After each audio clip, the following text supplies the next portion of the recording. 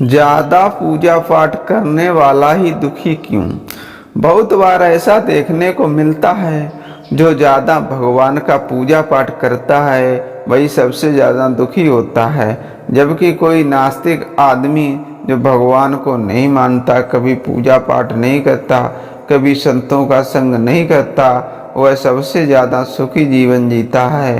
ये सब चीजें देखकर कभी कभी तो ऐसा लगता है कि भगवान ही गलत है, भगवान का न्याय ही गलत है। ऐसा हर किसी के साथ होता है।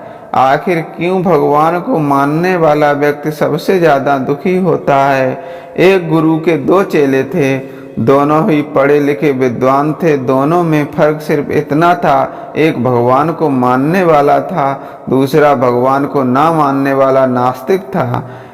एक ऐसा था जहाँ पर भगवान की कथा होती थी, जहाँ सत्संग होता था, जहाँ भजन होता था, वहाँ दौड़ के चला जाता और भगवान की पूजा पाठ करने लगता।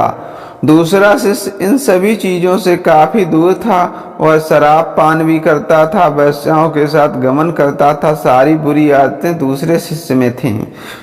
एक दिन क्या हुआ, एक शिष्य शराब पीकर अनाप शनाप बोलते हुए रास्ते में पैदल चलते हुए अपने घर को जा रहा था। अचानक उसको रास्ते में पैसों से भरा एक बैग मिल जाता है। उसकी खुशी का ठिकाना नहीं। वह जोर जोर से चिल्लाते हुए सबको बताता, मुझे आज पैसों से भरी बैग की थैली मिल गई, मेरा जीवन सफल हो गया। इन पैसों से अपने जीवन की आवश्यकताओं की पूर्ति करूंगा।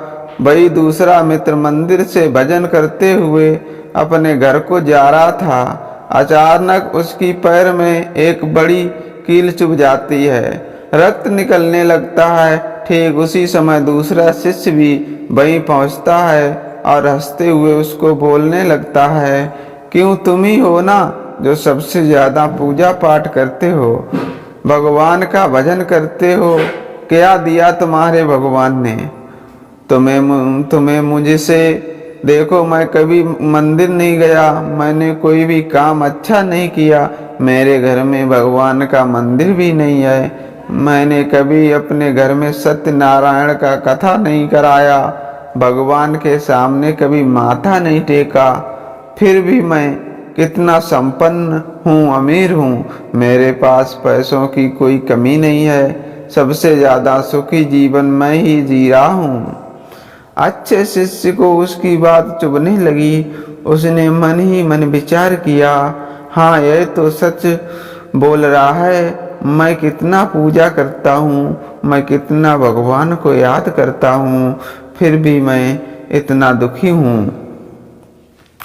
और वह कुछ नहीं करता, फिर भी कितना सुखी है। इतना सोचते हुए वह अपने गुरु के पास चला जाता है और यही प्रश्न गुरु से करता है। गुरु जी मुस्कुराते हुए बोले, भगवान जो करते हैं अच्छे के लिए ही करते हैं, जिसकी जैसी योग्यता होती है उसको उसी के अनुसार फल देते हैं।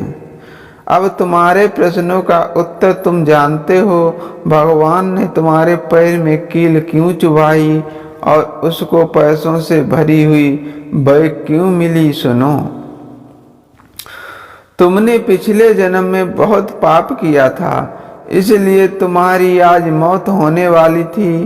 तुम बच गए क्योंकि तुम मंदिर गए थे, तुमने भगवान की पूजा की थी। यही एक कारण है कि तुम्हारी मौत ना होकर सिर्फ एक कील चुभी। अब तुम्हारे मित्र की बात करते हैं।